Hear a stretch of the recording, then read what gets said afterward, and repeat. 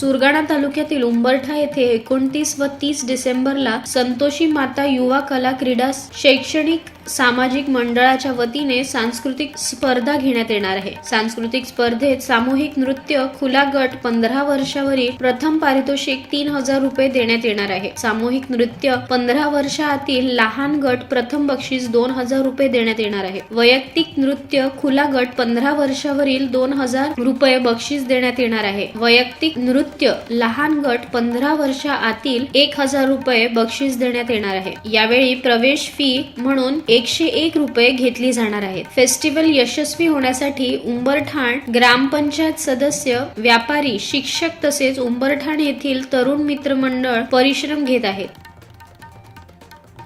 Laxman Bagul, Janmat live news, Borgaon.